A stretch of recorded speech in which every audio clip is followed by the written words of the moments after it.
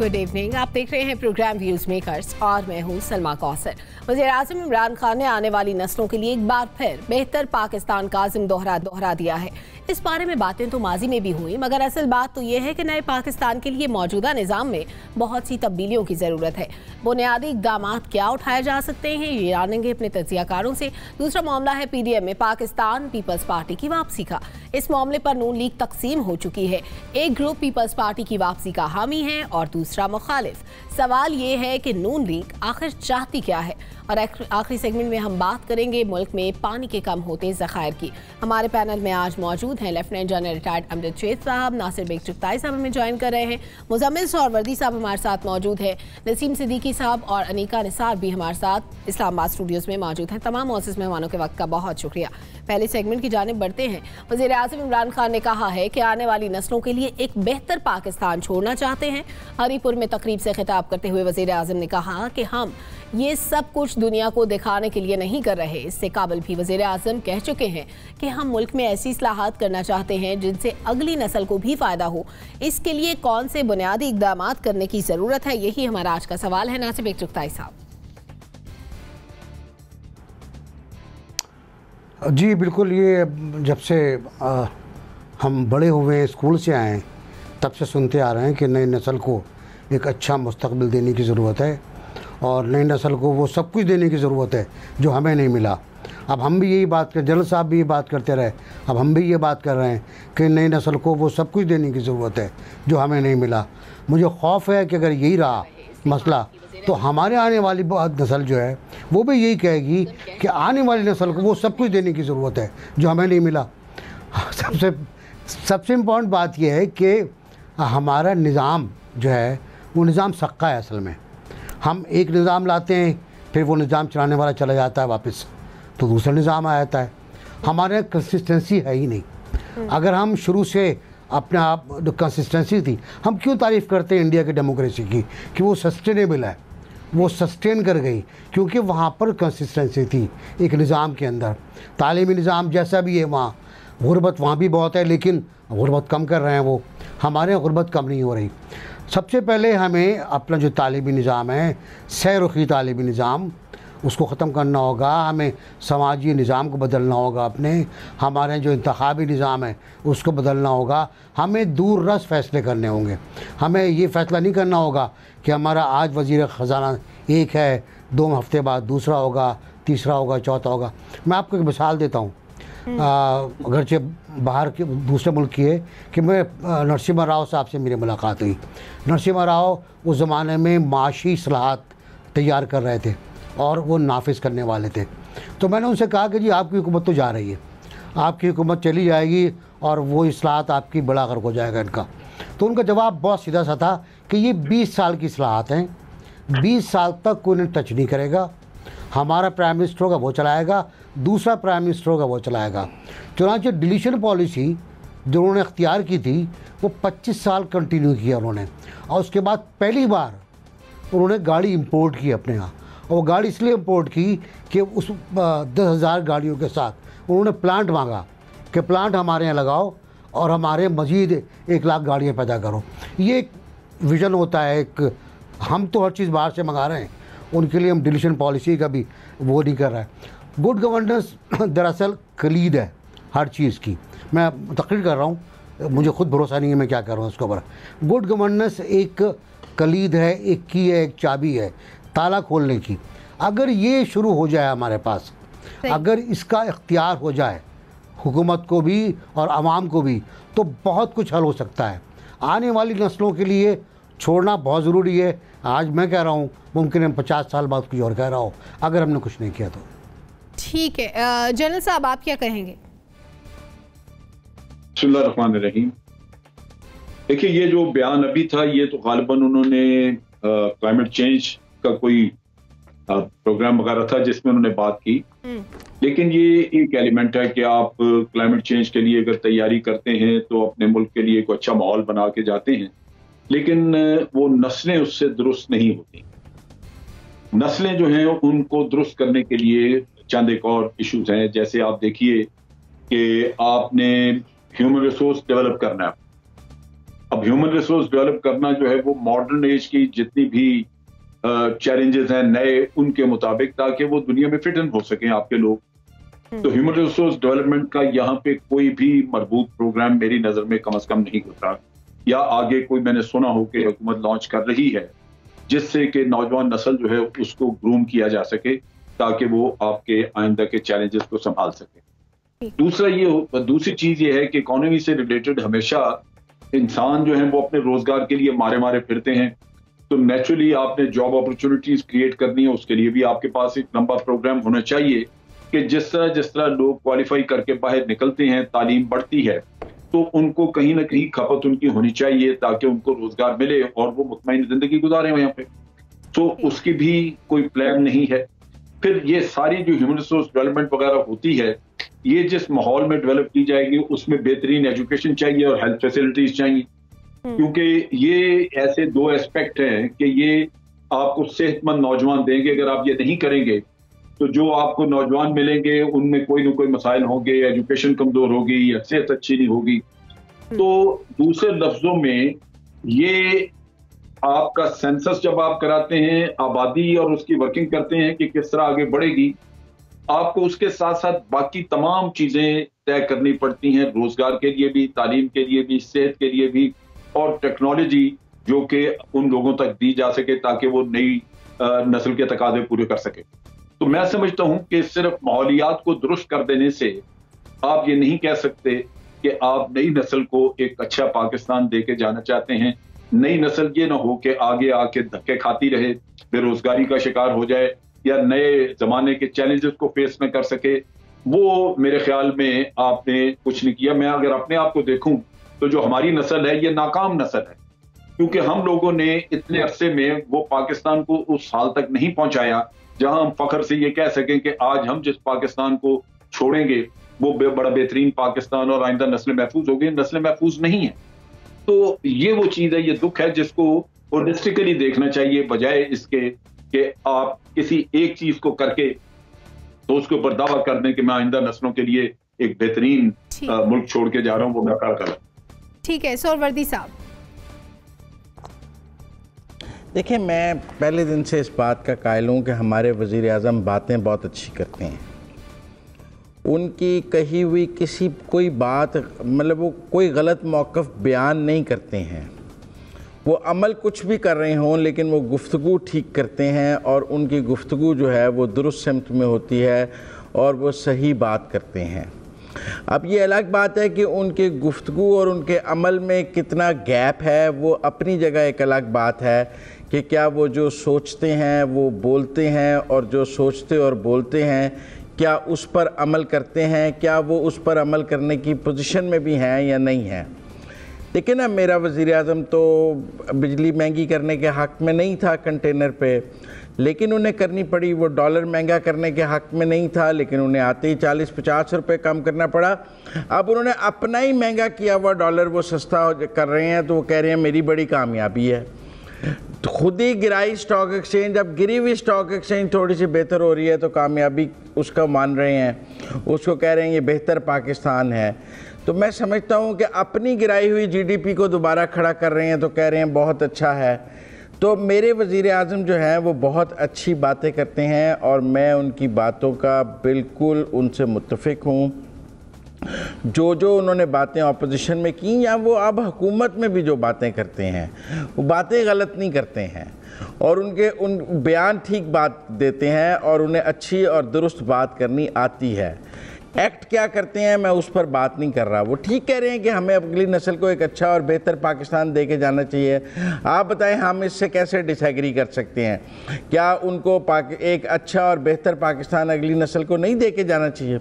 बिल्कुल दे के जाना चाहिए। और अगर एक वज़ीर आज़म को ये एहसास है कि उसने अगली नस्ल को अच्छा और बेहतर पाकिस्तान दे के जाना चाहिए तो इससे अच्छी बात और हो ही क्या सकती है। ये अलग बात है कि मेरे दोस्तों ने जो गुफ्तगू की है वो तो उन एक्ट्स के बारे में बात कर रहे हैं जो अच्छे और बेहतर पाकिस्तान की तरफ जाना चाहते हैं। तो मेरे वज़ीर आज़म ने उस पर अमल करने की तो अभी बात नहीं की, उन्होंने तो एक बात की है फिलोसॉफिकल कि हमें अपनी अगली नस्ल को अच्छा और बेहतर पाकिस्तान। ज़्यादा सीरियस नहीं लेना चाहिए। ठीक है अनिका। देखिए नहीं, मैंने ये तो नहीं कहा सीरियस नहीं लेना चाहिए, आप मेरे अपनी बात मेरे मुंह में ना डालें। मैंने नहीं कहा, बहुत सीरियस लेना चाहिए, उस पर अमल भी करना चाहिए। अब अगर अमल करने की राह में कुछ रुकावटें हैं तो वो तो फिर बेबस है ना वो। अच्छा चले ठीक है। अच्छा सोहरवर्दी साहब, जिन रुकावटों की बात कर रहे हैं ना, वो रुकावटें वाकई में बड़े अरसे से चली आ रही हैं। हर कोई ये बात करता है जी हमारी अगली नस्ल के लिए हमें कौम को बिल्ड करना है, हमारी अगली नस्ल के लिए हमें आसानियां पैदा करनी है, बिल्कुल करनी है, लेकिन इसके लिए सबसे ज़्यादा अव्वलीन तरजीह जो होनी चाहिए वो कंसिस्टेंसी ऑफ पॉलिसी की होनी चाहिए। आज कोई कहता है जी हमने निसाब को यकसा करना है, दूसरा आके कोई कहता है नहीं जी हर निसाब को अपने अपने तय चलने दें, अपने अपने तरीके से चलने दें।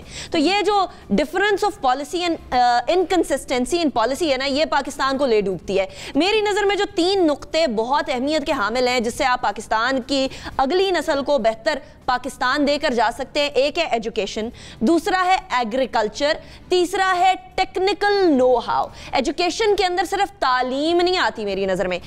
मेरी नज़र में सबसे ज़्यादा अहमियत की हामिल अभी पाकिस्तानी अवाम को तरबियत की ज़रूरत है। जहाँ तालीम देते हैं वहाँ साथ साथ तरबियत दें, और तालीम वो ना दें जो आपको धड़ाधड़ क्लर्क प्रोड्यूस करके दे रहे हैं। आप मैट्रिक पास करते हैं, इंटर पास करते हैं, BA पास करते हैं, MA पास करते हैं, उसके बाद भी आपको एक लेटर नहीं लिखना आता। वही माई नेम इज़ दिस वाला लेटर आप लोग लिख रहे होते हैं जो बचपन में आपको सिखाया गया होता है, आले वाला खत पढ़ा होता है सारों ने। उसके बाद फिर एजुकेशन वो दें जो आज के तरीकों के मुताबिक हो, वो एजुकेशन नहीं जो सन 74 में चाहिए थी और अब नहीं चाहिए, लेकिन हम वही पढ़ाई चले जा रहे हैं क्योंकि निसाब चेंज करने का किसके पास टाइम है। 25 साल पुरानी किताबें पढ़ाई जा रही हैं, वही पढ़ाई चले जाएंगे। अब आती है बात हेल्थ सेक्टर की। हेल्थ सेक्टर जो है उसके अंदर वज़ीर आज़म इमरान खान ने जो हेल्थ कार्ड्स इंट्रोड्यूस किए हैं, वो हेल्थ इंश्योरेंस इंट्रोड्यूस किया है, पॉजिटिव स्टेप। जहाँ क्रेडिट बनता है वहाँ क्रेडिट देना भी चाहिए, हर वक्त तनकीद की करने की बजाय। लेकिन हेल्थ को अपने मेडिक एंड पैरामेडिक स्टाफ की ट्रेनिंग और उनकी सेफ्टी एंड सिक्योरिटी की तरफ भी बहुत ज़्यादा ध्यान देना चाहिए।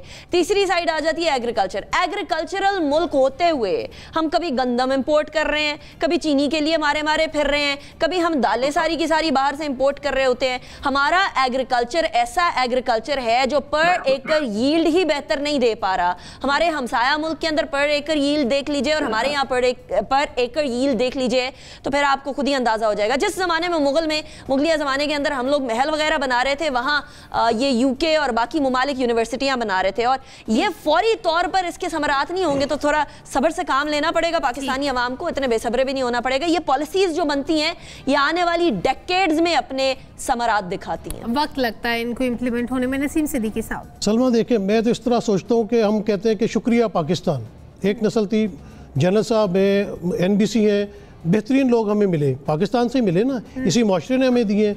मैं हो गया या मैं ना होगा, मुज़म्मिल सोहरवर्दी साहब हो गए, हमने भी इसी मुल्क में रह के पढ़ा लिखा कुछ हासिल किया। अब नौजवान नस्ल आप हैं, अनीका है, इसी मुल्क ने सब कुछ दिया ना।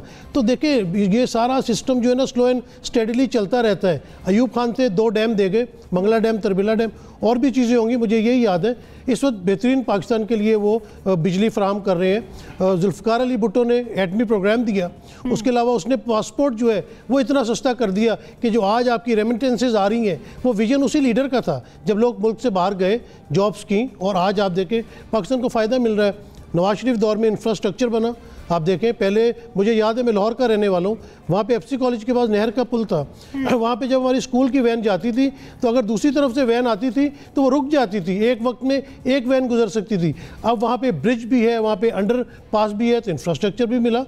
ठीक है, काम हो रहे हैं, डायरेक्शन उनकी गलत ज़रूर होती है, लेकिन पाकिस्तान फिर भी तरक्की कर रहा है। जब आप देखें कि ये दहशतगर्दी की जंग चल रही थी, लग रहा था कि हम घर से बाहर नहीं निकलते थे, बच्चों को स्कूल या उसमें पार्क में नहीं भेजते थे, लेकिन इसी हमारी सियासी सोच ने ये मिल के फ़ौज के साथ इस जंग को लड़ा और उसमें कामयाबी हासिल की। तो बात जो अनीका ने की ना कि तालीम और तरबियत, कल मैं TV पे एक वाक़या देख रहा था, सोशल मीडिया के ऊपर भी, कि गन्ने के रस ठंडा ना देने पे उन्होंने उसको मार मार के गन्ने वाले को उसका मर्डर कर दिया। वहाँ पे गन्ने चल रहे थे, डंडे चल रहे थे, तो कौम को जो है ना थोड़ी तरबियत की ज़रूरत है। अब जब आप देख लें कोविड का मौका आया, वहाँ पे कौम ने किस तरह ट्रीट किया, यानी कि अगर बाज़ारों में चले जाएं कोई उस पर अमल नहीं कर रहा, वैक्सीन लगवाने का मामला है, वहाँ पे अजीब अजीब स्टोरीज़ जो है वो नेगेटिविटी लेके आई जा रही हैं। तो सबसे ज़्यादा इस मुल्क को तरबियत की ज़रूरत है। तालीम भी यहाँ पे अच्छी है, अच्छे इदारे भी हैं, लेकिन जब तक तरबियत कौम की एक अच्छा मुआशरा नहीं बनेगा तब तक जो है मामला ठीक नहीं हो सकता। तरबियत की आपके ख्याल में भी सख्त ज़रूरत है और अदम बर्दाश्त के ये रवैये हमें जावजा नजर आते हैं। नाज़रीन, इसके साथ ही इस सेगमेंट को क्लोज करते हुए सेगमेंट की जाने बढ़ेंगे। पाकिस्तान डेमोक्रेटिक मूवमेंट में पीपल्स पार्टी की वापसी के मामले पर नून लीग और पीपल्स पार्टी के दरमियान कशीदगी भी बरकरार है। दोनों जमातों की तरफ से एक दूसरे के खिलाफ सख्त बयान देने का सिलसिला भी जारी है। मुस्लिम लीग नून के रहनुमा राना सनाउल्लाह ने कहा है कि पीपल्स पार्टी की वापसी पर नून लीग को कोई एतराज नहीं होगा। पीडीएम की अक्सरियत ने शो कॉज नोटिस वापस लेने का कहा तो वापस ले लेंगे। मुस्लिम लीग नून पीडीएम में पीपल्स पार्टी की वापसी क्या चाहती है एनबीसी? अच्छा, मैं अभी तक बिल्कुल समझ नहीं पाया कि मुस्लिम लीग नून वाले इतने बेताब क्यों हैं कि पीपल्स पार्टी माफ़ी मांगे वापस आ जाए, जबकि पीपल्स पार्टी दो टोक अंदाज में कह चुकी है किसानों की। कैसी माफ़ी तो आप मांगें। कल भी उनका बयान आया है, आज भी बयान आया है, आज फिर हसन इकबाल साहब ने कहा है कि अगर पीडीएम में आना है तो माफ़ी मांगना होगी। वो कल कमरजमा कारण अगर कौन मरा जा रहा है पीडीएम में आने के लिए, ये तो बताओ हमको। शेर रहमान ने कहा कि भाई हमें कोई ख्वाहिश नहीं है पीडीएम वगैरह की। तो ये मतलब मुझे समझ नहीं आ रहा क्या चक्कर है।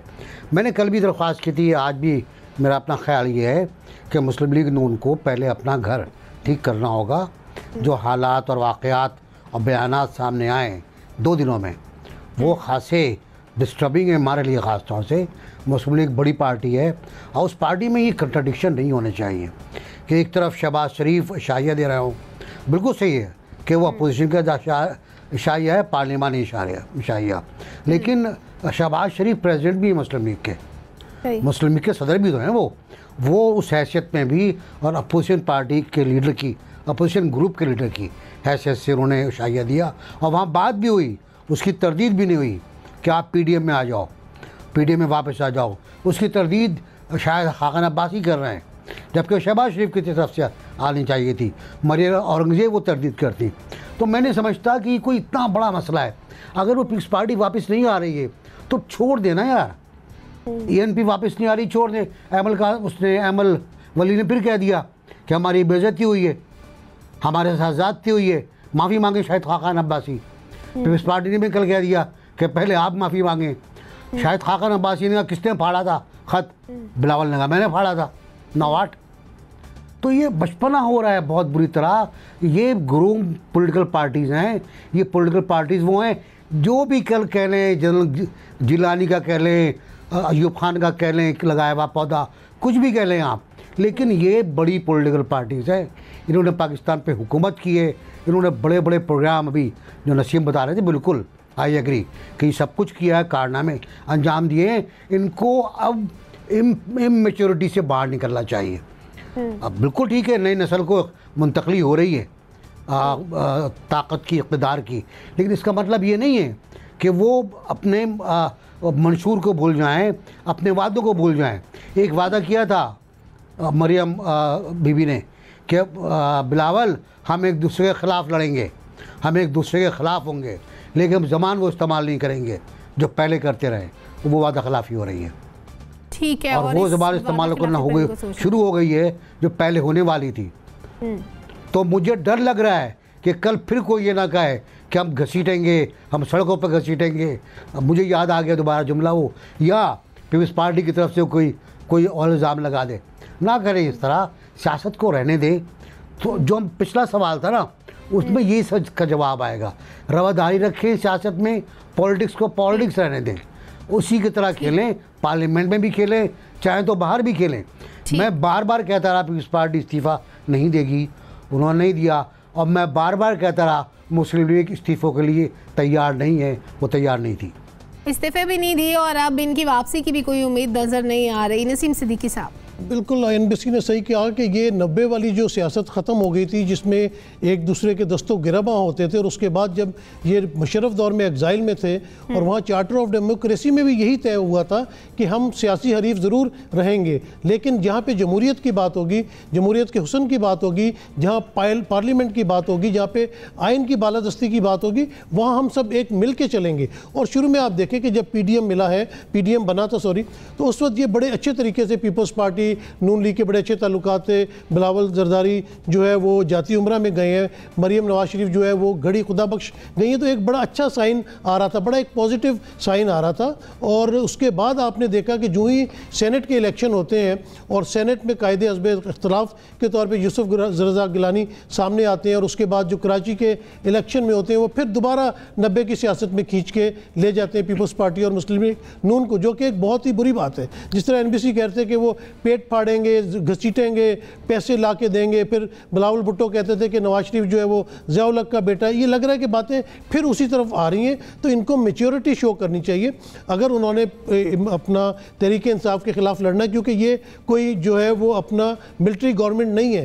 पहली दफ़ा ऐसे हो रहा है कि पॉलिटिकल पार्टीज़ के ख़िलाफ़ इतना बड़ा जो इत्तेहाद बन रहा है, तो इसमें इनको मैच्योरिटी शो करनी पड़ेगी और इन्होंने अब अगली नस्लों को देने हैं। अगर ये पाकिस्तान इनको कुछ देना चाह रहा है, क्योंकि मरियम नवाज शरीफ नेक्स्ट जनरेशन में से हैं, बिलावल नेक्स्ट जनरेशन में से हैं, बल्कि बिलावल तो थर्ड जनरेशन में से हैं, क्योंकि पहले जुल्फ़िकार अली भुट्टो थे, फिर मोहतरमा आई, उसके बाद ये आए हैं। तो पाकिस्तान इनको बहुत कुछ दे रहा है, लेकिन इन्होंने अब पाकिस्तान को और जो नौजवान नस्ल को देना है, तो वो सिर्फ इमरान खान की जो है जिम्मेदारी नहीं है, वो शहबाज शरीफ की भी जिम्मेदारी है, मौलाना फजल रहमान की भी जिम्मेदारी है, बिलावल की भी जिम्मेदारी, मरियम की भी जिम्मेदारी है, क्योंकि ये सब पाकिस्तान में से है और पाकिस्तान की नौजवान नस्ल को इन सब से जो है वो बेहतरीन तरबियत की ज़रूरत है। ठीक, अनीका, आपको मुफाहमत की कोई राह नज़र आती है? देखें सलमा, मैं आई बी वेरी ऑनेस्ट, जो सियासत चल रही थी वो सियासत चल रही है और वही सियासत चलती जाएगी। मुझे ऐसी कोई तब्दीली नज़र नहीं आ रही है। और जहाँ तक बात रही पाकिस्तान डेमोक्रेटिक मूवमेंट की, आप 2 जमातें गई हैं ना, बाकी 9 जमातें तो बैठी हुई हैं, तो 9 जमातें तो कम से कम अपना एजेंडा आगे लेकर चले। पहले आप साइकिल से खुद धक्का देते हैं पीपल्स पार्टी और ANP को, फिर कहते हैं आजानी बैजा साइकिल थे, तो फिर किधर से आएगी साइकिल पे? ना तो पीपल्स पार्टी आएगी ना ANP आएगी। जब ANP आपको कह रही है डेरा मेहरबानी साइड पे हो, तो फिर पीपल्स पार्टी किधर से आ जाएगी, जिसको पता है कि उसकी एक सर्टन स्टैंडिंग है, जिसका एक सर्टन वेट है, उसके बगैर पाकिस्तान डेमोक्रेटिक मूवमेंट खाली खाली सी लग रही है, सुनी सुनी सी लग रही है। तो वो क्यों आएंगे? माफ़ी क्यों मांगेंगे? किस बुनियाद पे मांगेंगे? और क्यों अपने आप को नीचा दिखाएंगे? तो ऐसा तो कुछ नहीं होने वाला। मेरे ख्याल में पाकिस्तान डेमोक्रेटिक मूवमेंट को अगर इकट्ठा करना है ना, तो रफा दफा करें, मट्टी पाव वाला वो चौधरी बरादरान वाला जो तरीकाकार है, मट्टी पाव डालकर आगे बढ़ें, एंड इंस्टेड ऑफ ये कि एक दूसरे, हाँ रोटी भी खा लें अगर खाने का मूड है, लेकिन एटलीस्ट ये माफी तलाफी ये वाली सारी चीजें, they are mature people, they are people जो कि एक सर्टन उम्र के ऊपर हैं। इस उम्र में आके इंस्टेड ऑफ ये कि आप शो कॉज नोटिस दें, आप बैठें, डिस्कस करें कि ये चीजें हैं, इस मामले के ऊपर आप लोगों के साथ हमें कुछ इख्तलाफात हैं। PDM के प्लेटफॉर्म से कम ये इमेज नहीं जाना चाहिए कि इख्तलाफात मौजूद हैं, तो बाहमी तौर पर सॉल्व कर लेते, तो हुकूमत को भी आप आगे लगाए रखते हैं। अभी हुकूमत कह रही है इनका ये ना 3 में है ना 13 में, इनकी हमें कोई फिक्र नहीं है, तो सियासत तो ऐसे ही चलती रहेगी। ठीक है जनरल साहब, एक दूसरे से माफ़ी तलाफी का मुतालबा कर रहे हैं पीपल्स पार्टी और मुस्लिम लीग नून, क्या आपको पीपल्स पार्टी की PDM में वापसी नजर आती है? देखें, बड़ी सीधी सी बात है, जो अनीका ने बातें की हैं ना और जो मिसाल दी है, उसके बाद तो कहने को कुछ रहता ही नहीं। आज नहीं बैजा साइकिल ये अनीका आज पूरे फॉर्म में है और बिल्कुल जबरदस्त मिसालें दे रही। अच्छा, बात यह है कि या तो असल चीज ये है, पीपल्स पार्टी ने अपनी स्ट्रेटजी में, अपनी पॉलिसी में, किसी भी चीज में कोई किसी तब्दीली का इंदिया नहीं दिया। उन्होंने ये कहा था कि हम अपनी सेंट्रल एग्जीक्यूटिव कमेटी से मशावरत करेंगे, वो जो बताएंगे, और उन्होंने सेंट्रल एग्जीक्यूटिव कमेटी ने बताया कि आपने इस्तीफे नहीं देने अभी। अब अगर ये चीज कबूल है PDM की बाकी जमातों को, तो बिल्कुल बड़ा सी, और लगता यही है कि ज्यादा लोगों को PMLN में जिनको ज्यादा इख्तलाफ था उनको अब ये कबूल है कि इकट्ठे हो जाएं। बेशक पीपल्स पार्टी अपनी मनमानी करती रहे, अपनी मर्जी से चलती रहे, जो मुनासिब समझे वो कर लें, लेकिन कम से कम सारी जमातों के बाहर PDM का बोर्ड नजर आना चाहिए, एक साइन पोस्टिंग नजर आनी चाहिए कि ये PDM है, ताकि हमारा कुछ इत्तेहाद कुछ शक्ल में नजर आए। क्योंकि स्ट्रेटेजी तो मुख्तलिफ होगी। जो लॉन्ग मार्च और इस्तीफों का जो प्लान बनाया हुआ था मौलाना ने और PMLN ने, वो तो इम्प्लीमेंट नहीं हो सका, उस पर तो इख्तलाफ और इख्तलाफ मौजूद है। पीपल्स पार्टी ने कोई ऐसी इंडिकेशन नहीं, लिहाजा जो अभी अगर इनका इत्तेहाद हो, वो वापस आ जाएं, तो उसमें कोई ऐसी नई चीज नजर नहीं आएगी। मेरा ख्याल है बहुत सारे इसी तरह ही चलेंगे, और तभी ये जो इंडिकेशन दी उन्होंने कि जनाब हम इमरान खान की हुकूमत को नहीं गिराएंगे क्योंकि हम इनको बहाना नहीं देना चाहते, ये जो आप कह लीजिए कि इस तरह की कहानियां जो फेस सेविंग किस्म के जो बयानात हैं वो अब आ चुके हुए हैं। तो अगर वो आ भी जाएं इसमें पीडीएम में, तो मेरा नहीं ख्याल कि किसी किस्म का कोई बहुत भूचाल आने वाला है या कोई बहुत तब्दीली आ जाएगी। फेस सेविंग जरूर हो जाएगी, इसके अलावा और कोई फर्क नहीं। हाँ, अलबत्ता जो बड़ी एक धमकियां मेज बयान दिया था हमारे मोहतरम शाहिद खाकान अब्बासी ने, उनका देखना होगा कि क्या वो वाकई पीडीएम की सेक्रेटरी जनरलशिप से इस्तीफा देते हैं। तो उन्होंने कहा था कि अगर पीपल्स पार्टी वापस आती है तो फिर मैं तो इस्तीफा दे दूंगा। तो पहले भी उन्होंने इस तरह की बड़ी सारी बातें की हैं, लेकिन लेट अस सी कि इस दफा वो स्टिक करते हैं अपने इस बात से या नहीं। ठीक, मुजम्मिल सोहरावर्दी साहब। नहीं, मैं नहीं समझता पीपल्स पार्टी और एएनपी पीडीएम में वापस आएंगे, और क्योंकि पीडीएम अब आहिस्ता आहिस्ता एक इंतखाबी इत्तेहाद बनने जा रहा है, और उसमें शामिल जो 8 या 9 जमातें हैं वो अगला इंतखाब मिलकर लड़ेंगी, चाहे वो छोटी हैं या बड़ी हैं। जो भी उसके अंदर जमातें हैं, बलोच कॉम्प्रेस जमातें हैं, वो भी नून लीग और फजलुर रहमान के साथ मिलकर इलेक्शन लड़ेंगी। वो अभी भी बलोचिस्तान में फजलुर रहमान साहब के साथ अपोजिशन में बैठे हैं। इसी तरह फजलुर रहमान और नवाज शरीफ पी मुस्लिम लीग नून मिलकर इलेक्शन लड़ना चाहते हैं अगला। तो इसलिए एक तो पीडीएम को अब एक इंतखाबी इत्तेहाद के तौर पर आप देखें कि अगला साल के बाद इंतखाबात की बात शुरू हो जाएगी। पहले होते हैं, वक्त पे होते हैं, बाद में होते हैं, लेकिन हुकूमत भी जिस तरह अपनी परफॉर्मेंस दिखाने पर और जिस तरह इस वक्त परफॉर्मेंस मोड में आई हुई है, उससे लग रहा है अब पंजाब में बलदियाती इंतखाबात का बिगल बज रहा है। वो भी एक बहुत बड़ा सियासी मैदान होगा पंजाब के बलदियाती इंतखाबात, और वो भी मुझे लगता है कि माइनस पीपल्स पार्टी और माइनस एएनपी पंजाब में वो फजलुर रहमान और बाकी जमातें मुस्लिम लीग नून के साथ मिलकर लड़ेंगी। पीपल्स पार्टी ने खुद कहा कि वो सिर्फ पार्लिमान के अंदर की सियासत करना चाहते हैं, और वो जो करना चाहते हैं वो पार्लिमान के अंदर करना चाहते हैं। तो उनकी इस ख्वाहिश को मद्देनज़र रखते हुए पार्लिमान के अंदर कायदे इख्तिलाफ शहबाज शरीफ ने उन्हें खाने पे बुला लिया है, और पार्लिमान के अंदर वो जो करना चाहते हैं उस पर उनसे पार्लिमान में बात हो जाएगी। मुत्तहिदा अपोजिशन पार्लिमान के अंदर जो मौजूद है, क्योंकि पीडीएम में तो बहुत सी ऐसी जमातें हैं जो पार्लिमान में नहीं हैं, और बहुत से ऐसे रहनुमा भी हैं जो पार्लिमान में नहीं हैं। जबकि अगर जो लोग पार्लिमान में हैं वो पार्लिमान में शहबाज शरीफ कायदे इख्तिलाफ है, उनके साथ मिलकर पार्लिमान की सियासत को देख लें। अब लोग कहते हैं कि पीपल्स पार्टी का स्क्रिप्ट ने नून का स्क्रिप्ट ख़राब कर दिया। नून ने भी तो पीपल्स पार्टी का स्क्रिप्ट ख़राब कर दिया। जो वो अदम एतमाद और अरकान पूरे और यूसुफ रज़ा गिलानी की जीत के बाद जो वो नज़र आ रहा था कि पीडीएम ऐवान से जो है वो तब्दीली की बात करती है, बगैर मुस्लिम लीग नून के तो वो मुमकिन नहीं है। पीपल पार्टी की तो नून से बहुत कम सीटें हैं। वो तो अगर आप दोबारा यूसुफ रज़ा गिलानी के सेनेट का इंतखाब हो जाए, और अगर वो फ़र्ज़ कर लो डी सीट हो जाए उस वीडियो पे जो उनके ख़िलाफ़ वीडियो वाला स्कैंडल है, तो वो दोबारा अगर लड़ें तो दोबारा तो नहीं जीत सकते यूसुफ रज़ा गिलानी साहब, क्योंकि अब तो उन्हें मुत्तहिदा अपोजिशन वोट नहीं डालेगी। अब अगर कल को चेयरमैन सेनेट का दोबारा इंतखाब हो जाए तो क्या यूसुफ रज़ा गिलानी दोबारा चेयरमैन सेनेट मुंतखब होने के लिए सादिक संजरानी का मुकाबला कर सकते हैं? नहीं कर सकते मुस्लिम लीग नून के बगैर, ज़मानत जब्त हो जाएगी। तो इसलिए मैं समझता हूँ कि अब सियासत को नए अंदाज में देखने की ज़रूरत है। एक सियासत पार्लियामान के अंदर होगी जहाँ अपोजिशन मिलकर भी चलेगी गवर्नमेंट को टफ टाइम देने के लिए, और एक सियासत पार्लियामान के बाहर होगी जहाँ पीपल पार्टी और एएनपी के बगैर पीडीएम अपना शो लगाएगी, जिसके लिए वो अपना इजलास भी बुला रहे हैं। दो तरह की सियासत आएगी। मुझे नहीं लगता पीपल्स पार्टी और एएनपी को पीडीएम में लाने की कोई भी मूव, क्योंकि अभी नासिर बेग चुगताई साहब ने कहा कि तरदीद शहबाज शरीफ की तरफ से आनी चाहिए थी। शहबाज शरीफ की तरफ से तरदीद आई और मरियम औरंगजेब ने ही जारी की। वो रिकॉर्ड चेक कर लें, वो टीवी पे चली भी, और शहबाज शरीफ ने कैटेगोरिकल कहा कि इशाइये में पीडीएम की बहाली की मैंने दावत नहीं दी है। वो बजट इजलास के लिए एक इजलास था, तो मैं नहीं समझता उसको एग्जैजरेट किया गया है, और शायद गवर्नमेंट भी उससे कोई फायदा उठाना चाहती थी साइकिल सुइकल का, जो नहीं होगा। ठीक है सोहरावर्दी साहब, आपका पॉइंट ऑफ व्यू भी आ गया। नाज़रीन, इसके साथ ही की जाने बढ़ेंगे, वापस आकर बात करेंगे मुल्क में पानी के कम होते ज़खायर की। हमारे साथ रहिए।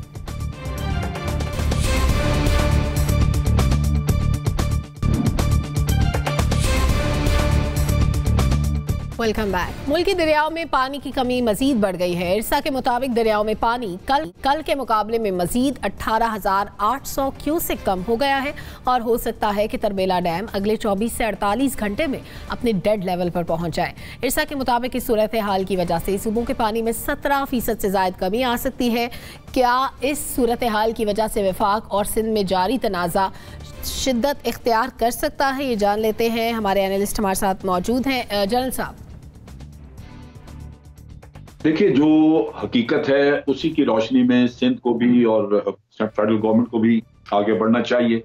मेरा ख्याल है इस पे तनाज़ा की बजाय, क्योंकि ये तो सारा कैलकुलेटेड चीजें और डेटा मौजूद है इसका, तो इसको सामने रख के फैसले किए जाए। जब आपको पानी की किल्लत डैम्स के अंदर आ जाती है तो फिर इसका मतलब यह है कि डिस्ट्रीब्यूशन आगे पानी की वो भी कम होगी। और इस दफा बारिशें उतनी नहीं हुई, अभी वो हमारा मानसून सीजन भी अभी शुरू होने में देर है, तो लाजमन पानी की किल्लत तो आए। लिहाजा ये हमें मसला रहेगा जब तक के नए डैम बनते हैं, कुछ स्टोरेज बढ़े। तो इसलिए मेरा ख्याल है कि अफवाम तफहीम से इन लोगों को काम करना चाहिए बजाय इसको एक तनाज़ा बनाना। अफवाम तफहीम से काम करने की जरूरत है। NBC, आप क्या कहेंगे? बहुत बड़ा सब्जेक्ट है। जनरल साहब ने बहुत इसको समराइज़ कर दिया है और ये आज का नहीं है, ये मेरे ख्याल बरसों का वही मसला है कि नई नस्ल को क्या दे के जा रहे हैं, पानी कितना दे के जाएंगे नई नस्ल को। आप एक डोंगा, एक बाल्टी, एक टैंकर ये दे के जाएंगे नई नस्ल को। रिसोर्सेज हमारे पास हैं नहीं पानी के, पानी ओवरऑल कम है।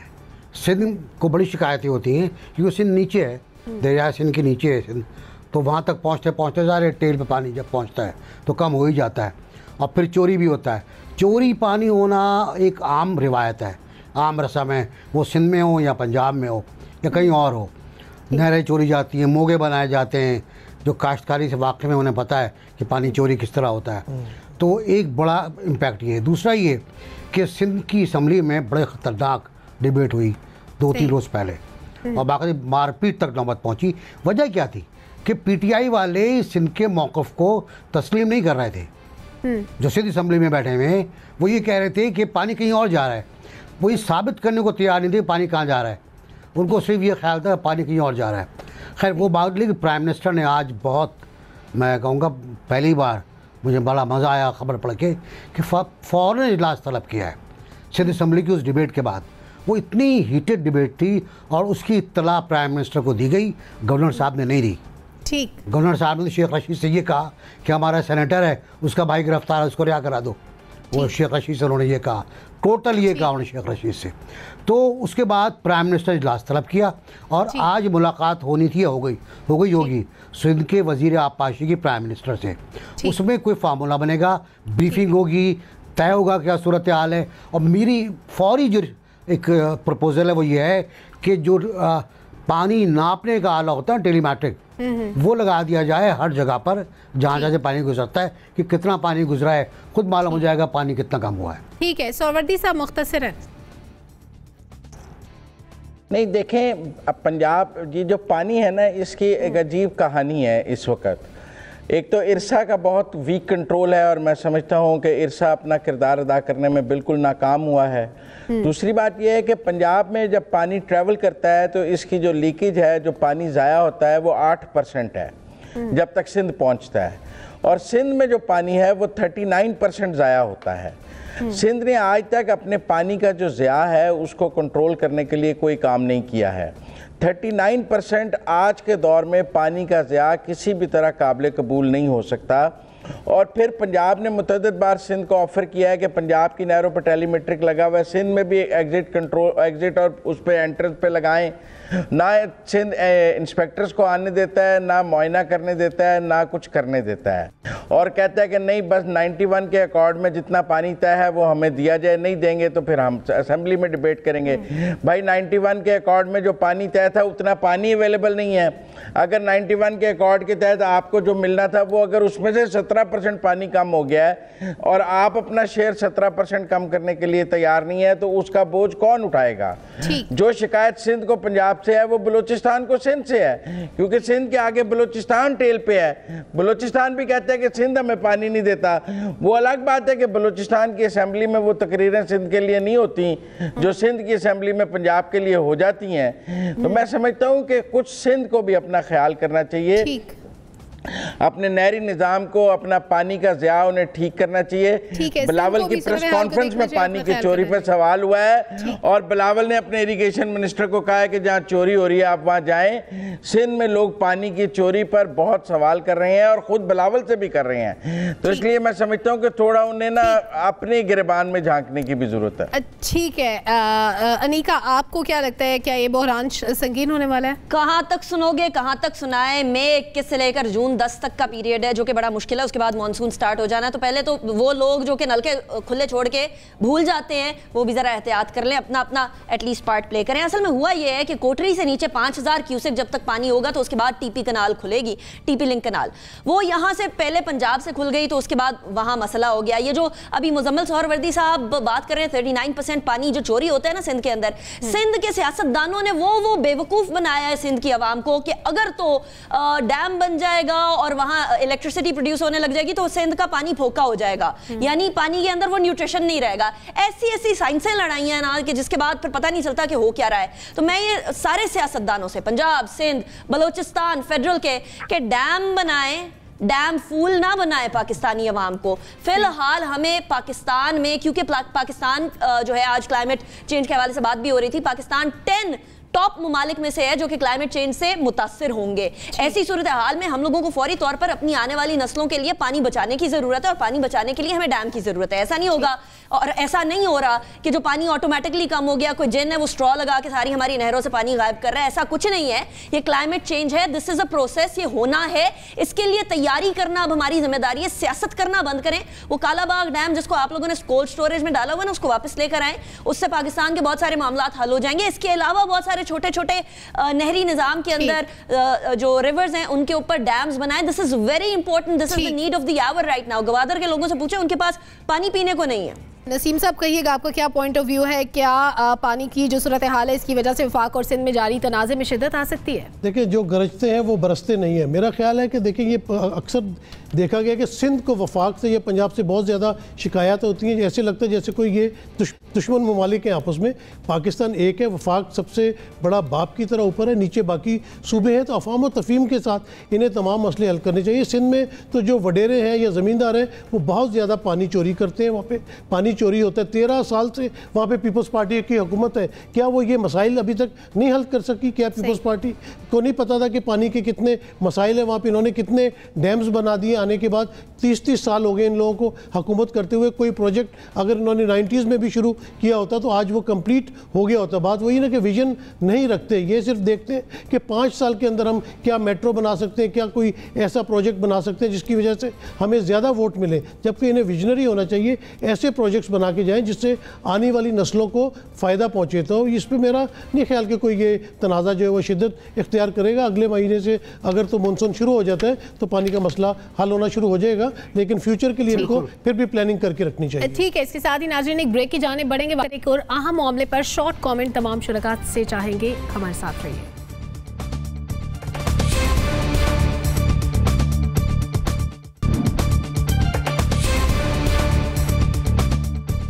वेलकम बैक नाजरीन। पंजाब हुकूमत ने बलदियाती इलेक्शन की तैयारियों को हतमी शक्ल दे दी है। हम ये जानना चाहते हैं कि क्या पंजाब हुकूमत इस साल में बलदियाती इलेक्शन करवा सकेगी? सोहरवर्दी साहब मुख्तसरन प्लीज़। देखिए, इस बारे में पंजाब हुकूमत को बहुत से अदालती मसाइल का सामना है। पहले भी सुप्रीम कोर्ट में कंटेम्प्ट भी रही है। आपने पहले इदारे उन्होंने बहाल किए, उनकी बहाली के बाद उनको चार्ज नहीं लेने दिया गया। उस चार्ज पर फिर तौहीन अदालत की दरख्वास्तें रहीं। तो ये जो अदालतों का व्यू है बलदियाती इंतखाबात का, ये पंजाब हुकूमत को नए बलदियाती इंतखाबात करवाने पर मजबूर कर रहा है। ऐसा नहीं है कि कोई पंजाब हुकूमत अपनी खुशी से सूरत हाल जो है ये मजबूरी है और करवाने पड़ेंगे। ठीक है, बहुत मुख्तसर वक्त है। और इलेक्शन कमीशन और अदालतों की मजबूरी है जो उन्हें इस तरफ लेके जा। नासिब चुगताई साहब। हाँ, कराना तो पड़ेंगे इनको, लेकिन अगर तहरीक इंसाफ पंजाब में बलदियाती इंतखाबात ना कराए तो उसके मफाद में होगा। आपके ख्याल में अगर ना करवाए तो मफाद में होगा? ठीक है, आपका पॉइंट ऑफ व्यू भी आ गया। जनरल साहब, हार जाएगी, कोई भी हार जाएगी ना, कोई भी सूबाई हुकूमत हार जाएगी। ये बल्दियाती इंतखाबात कराना नहीं चाहती कोई भी सूबाई हुकूमत, लेकिन ये एक प्रेशर है अदालतों का, डिले कर सकते हैं लेकिन मेरा ख्याल है कराने होंगे, हर सूरत कराना होंगे। नसीम सिद्दीकी साहब, देखिए कराने तो पड़ेंगे इसलिए कि इलेक्शन कमीशन के ऊपर भी दबाव है और सुप्रीम कोर्ट का ऑर्डर है, और दोबारा भी ये जिक्र सुप्रीम कोर्ट में किया गया कि तौहीन अदालत हो रही है, तो मजबूरी है पंजाब गवर्नमेंट की। लेकिन NBC ने बिल्कुल सही कहा कि ये PTI गवर्नमेंट के लिए राइट टाइम नहीं है।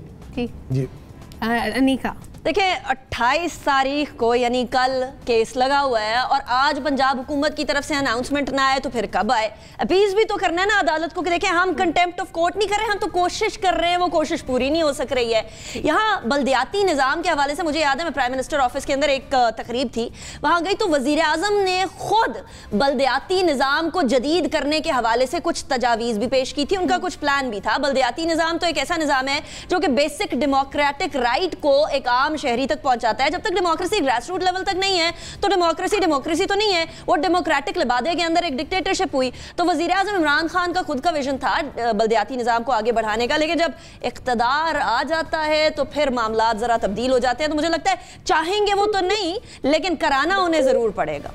ठीक है NBC, आपने बहुत मुख्तसर बात की। एक और छोटा सा सवाल कि आपने कहा कि ये गवर्नमेंट के मफाद में नहीं है, अगर गवर्नमेंट करवाती भी है तो हार जाएगी। आपके ख्याल में क्या गवर्नमेंट अपना मफाद देखेगी? क्योंकि बुज़दार साहब की तब्दीली के मामले पे भी गवर्नमेंट ने फ़ायदा नहीं देखा, पॉलिटिकली शायद उनके अगेंस्ट आ रही थी चीज़ें, लेकिन उन्होंने उसके बावजूद बुज़दार साहब को हटाया नहीं।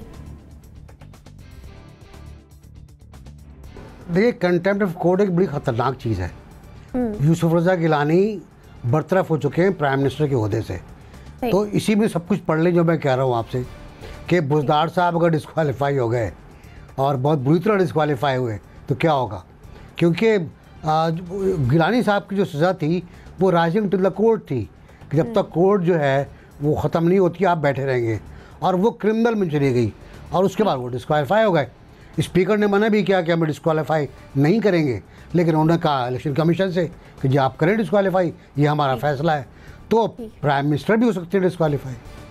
ठीक है नसीम सिद्दीकी साहब, शॉर्ट कमेंट प्लीज। हाँ, मैं यही कह रहा था कि PTI गवर्नमेंट के लिए इस वक्त बिल्कुल सूट नहीं करता उनको पंजाब के अंदर बल्दियाती इंतखाबात कराना, क्योंकि जिस तरह महंगाई का तूफान चल रहा है और जिस तरह अभी आपने देखा कि ज़मनी इंतखाबात हुए हैं पंजाब के अंदर और वहाँ पर नून लीग को बहुत ज़्यादा पजीराई मिली है, तो अगर ये इलेक्शन करवाते हैं, बल्दियाती इलेक्शन अभी हो जाते हैं, तो PTI को जनरल इलेक्शन में जब जाएगी तो उस वक्त जाके और ज़्यादा मुश्किलात का सामना करना पड़ेगा।